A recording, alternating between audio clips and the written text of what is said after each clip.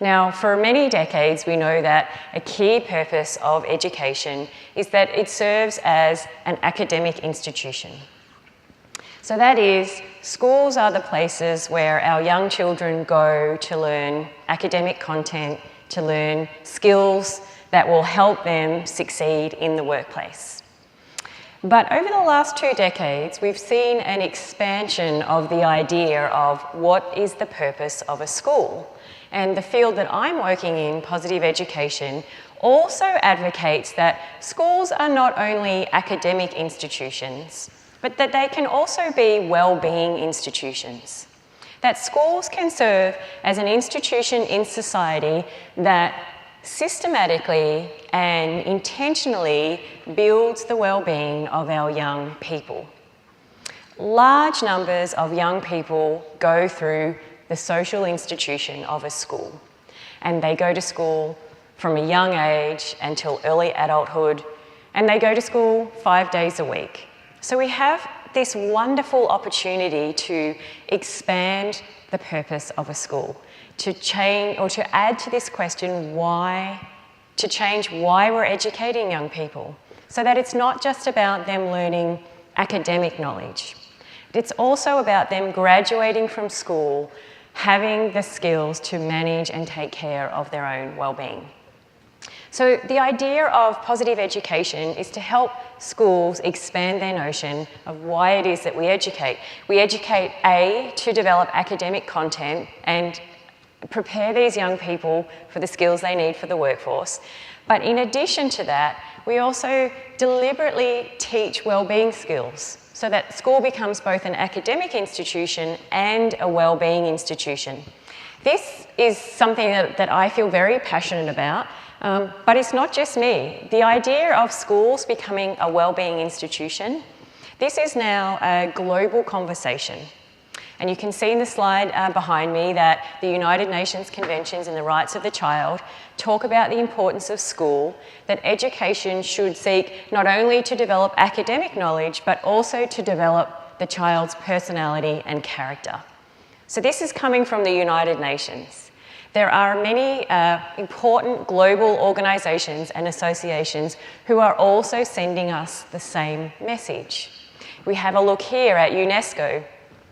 In their policy document around education, they say that children across the world should universally learn about and learn in ways that develop their well-being. And then finally, if we go to the Organisation of Economic Cooperative Development, the OECD, this was a report that they released last year. And a specific quote is they say, perhaps the ultimate goal of education policy makers, teachers, and parents is to help children achieve the highest levels of well-being possible. So in all of our major global institutions now, there is this ongoing discussion about the idea that schools are not just there to teach math and humanities and geography, that schools also can play a role in teaching young children how to understand and manage their own well-being. Because long after we've left school and we've forgotten algorithms and we've forgotten physics and we've forgotten chemistry, we don't forget how to manage our well-being. So this is a legacy, a positive legacy that we can give to our young children. Now, in this OECD report that was published last year, they actually looked at the national curriculum statements of 37 different countries to look for evidence of the idea that at the national level, across these 37 different countries, were the governments taking this idea seriously? Were the governments saying that schools, in addition to being academic institutions, should also be well-being institutions? And what they found is that 72% of those countries had formally built into their national curriculum frameworks explicit teaching of well-being. When they broke that down a little bit further, they found that there were 3 sub-goals of well-being that these countries were specifically talking about. And you can see up on the slide there that the three categories, the first category was looking at explicitly teaching our students how to set and achieve goals. 67.5% of the countries in their national curriculum frameworks had that built in as an explicit goal. The second goal that we looked at was working with others. So you can see up on the slide here, deliberately teaching the skills of sociability, deliberately fostering an environment in the school that creates respect and caring for other people. So not just leaving these as a byproduct, not just saying that if we create a good learning environment, by default, that will create students who know how to set goals, that will create students who know how to be sociable. Not leaving it as an afterthought, deliberately bringing it in as an explicit statement in the national curriculum. That was 70% of the schools. And the third goal was deliberately teaching students how to better manage their emotions. You can see here that, again, a large number of those countries said this is something that we intentionally and deliberately want to teach to our young children. So this idea of schools not only being an academic institution, but also being an institution that can build the well-being of a young person. That by the time they graduate from school, they are a resilient, robust young person or young adult by that stage who goes out into the workforce not only with academic knowledge, but with well-being knowledge as well. When we talk about how it is that we bring wellbeing into the schools, then my specific focus is on a particular area of wellbeing, and that's the area of positive psychology. And the good news for schools who are starting to incorporate wellbeing into their schools is that there is now a very robust and large body of science that can be used to help support schools and teachers and parents and school administrators to reach that goal, to create a wellbeing institution in their school. And so I want to share with you a little bit of what the broad field of positive psychology looks like. And what I'm going to share with you is some research that was conducted by myself and one of my PhD students, Ruben Rusk, a few years ago. We were interested in looking at, is the science of positive psychology growing? Because certainly the interest in positive psychology is growing, and this is a beautiful example of how public interest in this area is growing. But I am a researcher at heart and I'm a scientist, and so I really wanted to find out not just is the interest growing in the field, but is the science itself growing and expanding? And so together with my PhD student, we contacted Thomson Reuters. Thomson Reuters are the largest publishing house in the world. They're based in Pennsylvania, and they keep the library of every single psychology scientific journal in the world. There are 700 psychology journals in the world, and Thomson Reuters keep the library of every single peer-reviewed scientific paper that is published in those 700 journals. We contacted this publishing company and we asked them, could you please give us your data of all of the peer-reviewed psychology journal articles that have been published over the last 2 decades, because we want to examine whether within that very large library, the science of positive psychology is growing. They gave us access to their database from 1992 until 2010. They gave us the biggest data file you can ever imagine. There were 1.8 million peer-reviewed journal articles in that data set. So Ruben and I hand-coded, no, only joking. We didn't hand-code 1.8 million journal articles. We developed an algorithm to be able to go into that data set and pull out which of those particular articles were focused on the science of positive psychology. Which of those articles were looking at what is good about human nature? what is right about human nature and how we amplify it. Which of those psychologists, such as myself, have studied the benefits of positive emotions, the benefits of positive relationships, the benefits of having a sense of meaning and purpose and accomplishment? And we were able to pull those articles out. The first thing that we did was we analysed the types of topics that are being studied in the field of positive psychology. And you can see behind me, this is a Wordle. And what the Wordle does is it pulls together all of the topics in those 1.8 million journal articles. And the bigger the word, the more that topic had been studied. So I don't know about you, and maybe it says something about me because I am a scientist and I'm a bit of a nerd in that way. But when I look at this slide, it makes me feel happy. I actually downloaded this slide and I put it up on my fridge at home because it made me feel happy that there were scientists all across the world who were scientifically studying the good qualities in human nature. Before I moved into the field of positive psychology, I had 10 years as a researcher, as a psychology researcher, and my days were filled with studying stress, bullying, toxic leadership, workaholism, burnout. So I was surrounding myself with negative phenomena every day.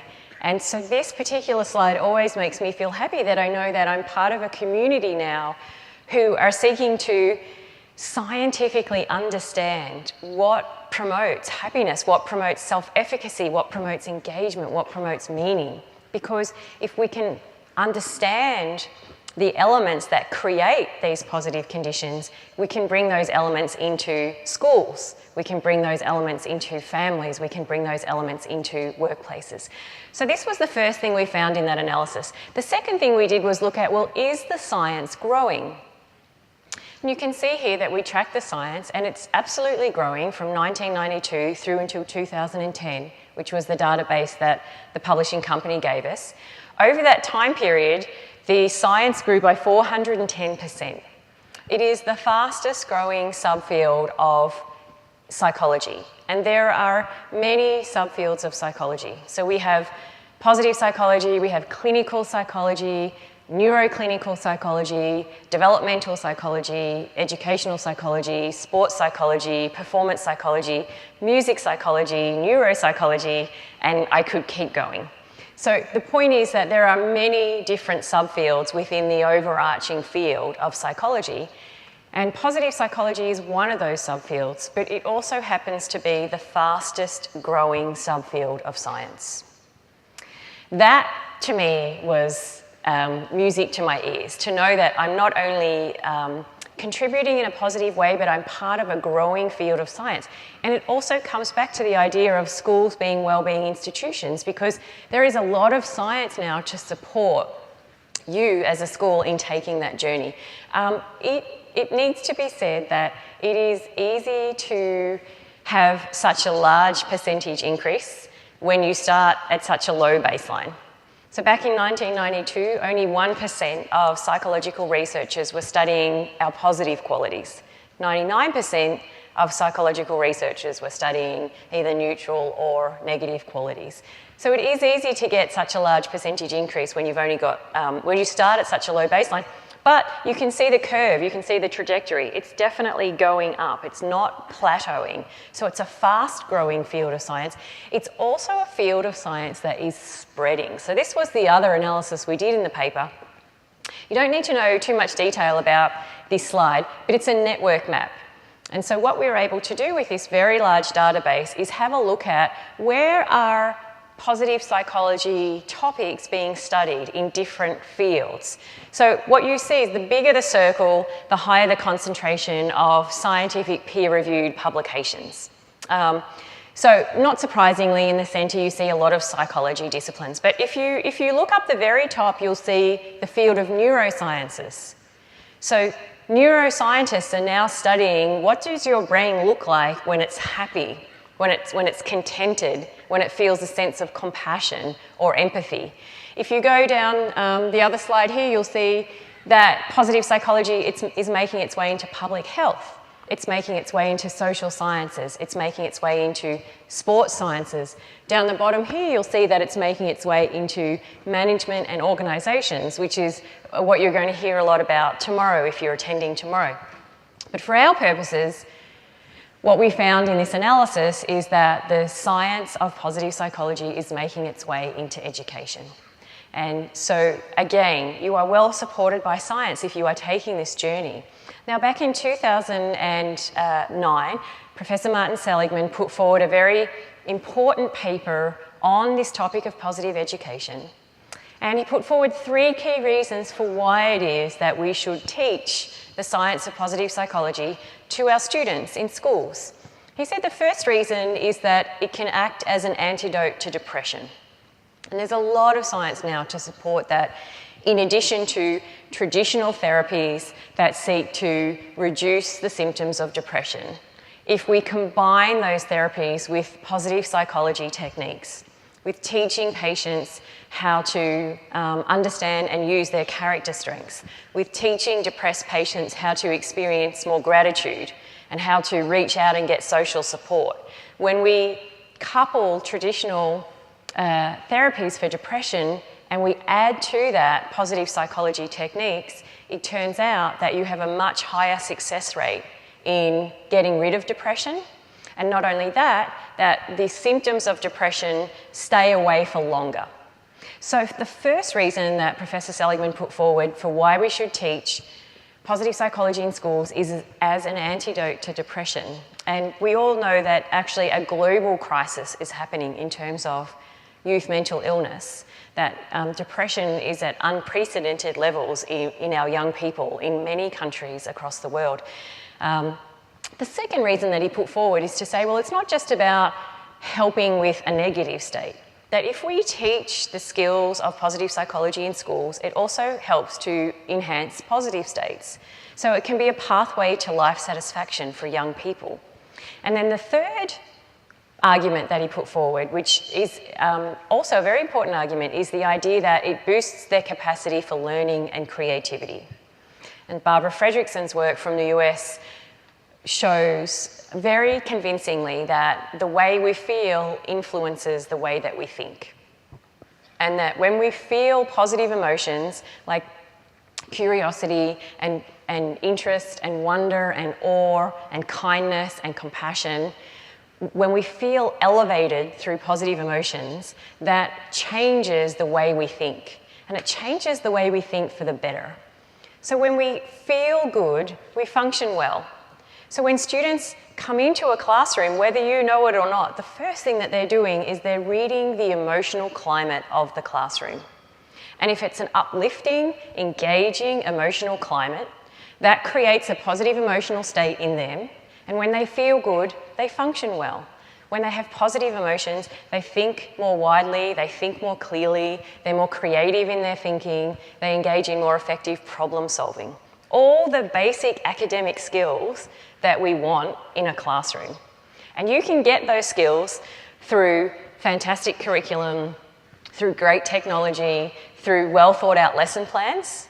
But if you don't have a positive emotional state that goes with it, you're closing the student down for the reason that they're there, the academic learning. So these are the 3 key reasons that Professor Martin Seligman put forward for why it is that we should start to introduce the science of positive psychology into schools. So it comes back to this idea that today schools shouldn't just be seen as academic institutions, but we should also be recognising that they have a dual purpose. That as an institution in society, schools function to enhance the academic knowledge of our young people, but they also serve the purpose to enhance the well-being of our young people. Now, the good news is that those 2 purposes support each other. And so what the research is telling us is that when we deliberately engage in building the well-being of our students, they do better academically.